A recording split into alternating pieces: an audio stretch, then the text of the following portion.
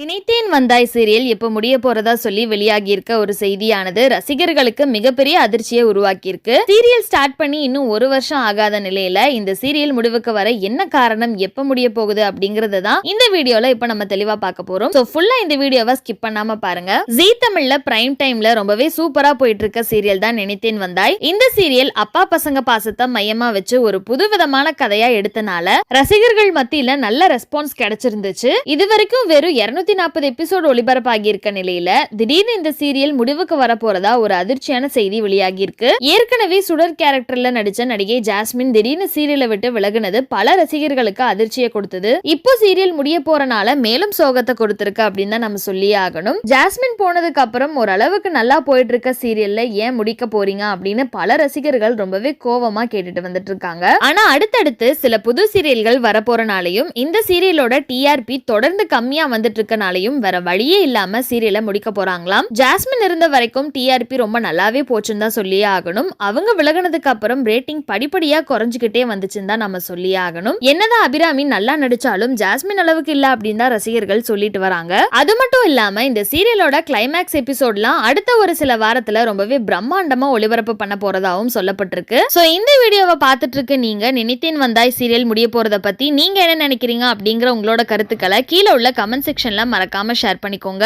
மேலும் இது போன்ற இன்ட்ரெஸ்டிங்கான அப்டேட்ஸ் தெரிஞ்சுக்க நம்மளோட சேனலை மறக்காம சப்ஸ்கிரைப் பண்ணிக்கோங்க.